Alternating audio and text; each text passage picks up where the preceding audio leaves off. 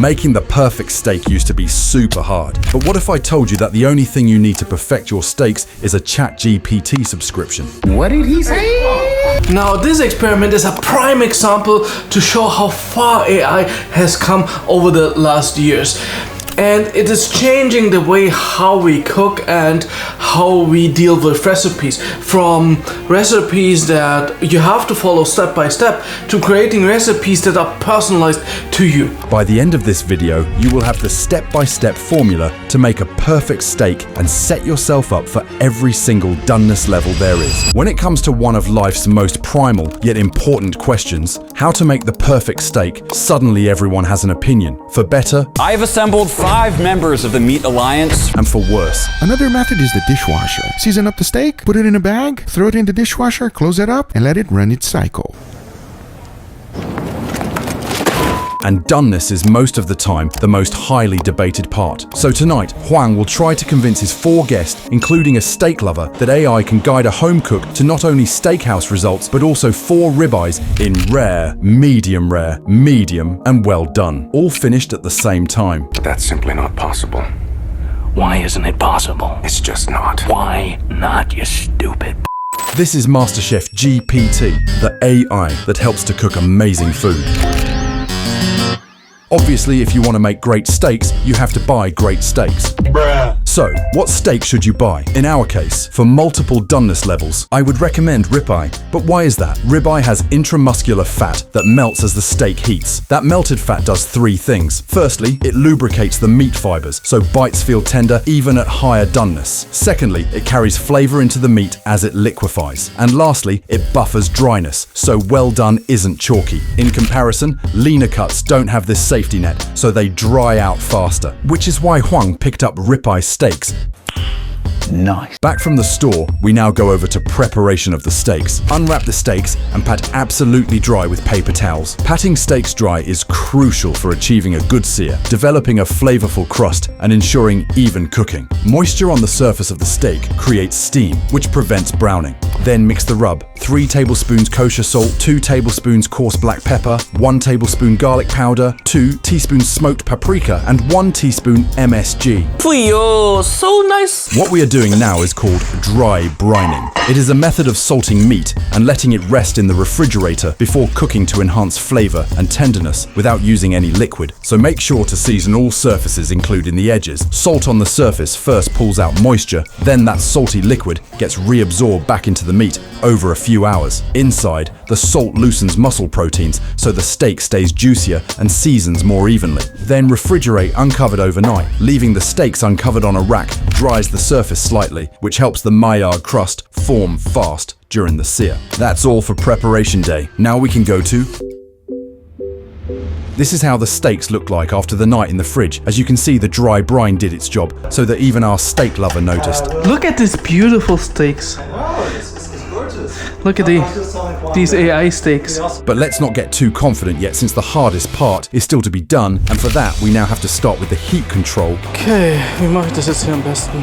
We'll sear each steak first for crust, then finish in the oven, 275 degrees Fahrenheit, 135 degrees Celsius. We start with well done, since it takes the longest time, and work down to rare so everything rests and finishes together. Sounds complicated, but rest assured, after you have done it once, it is quite easy to do. First, we have to bring steaks toward room temperature. To do that, we take them off the refrigerator and let them rest on a plate or counter for 20 to 30 minutes before grilling. Then, to prepare the steaks, we lightly brush them with oil, which will give us amazing crust since the oven won't add more later. Next, we preheat the oven to 275 degrees Fahrenheit with a wire rack sheet pan inside. To prep the grill, cast iron on very high heat for about 8 minutes and add about 3 tablespoons oil. Now, it's time to put the steaks on the grill. These are the timings we will use to grill each steaks and when to flip them. After a steak is done, we will put it aside so we can then all put them together in the oven. You will also find all of these timings in the description or in the free ChatGPT app, so you can easily follow along. We add the well done first.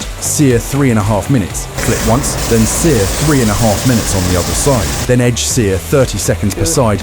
Look how gorgeous this looks like. Do you see that? It's already amazing. Okay, 30 seconds on this side.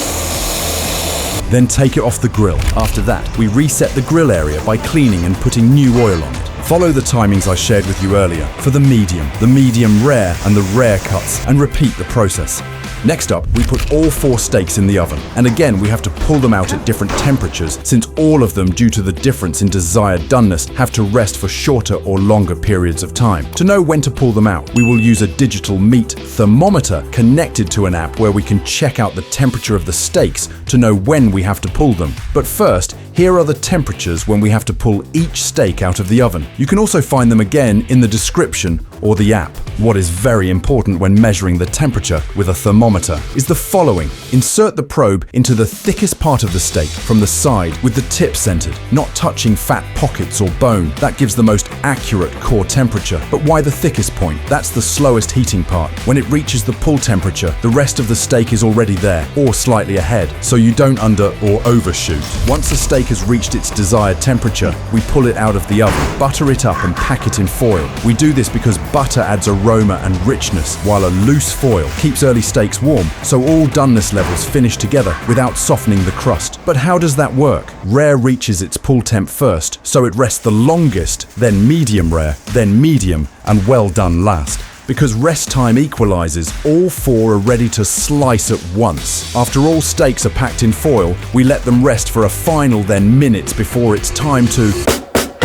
Now the moment of truth. Ah, das sieht ja super aus. Schau mal, Frederik. Schau es mal an. Welches war? Schau es mal an. Ja? Guck mal, das ist rare. Und? Super. Super lecker. Oh, das sieht doch gut aus, ha? Das sieht super aus. The steaks turned out beautifully.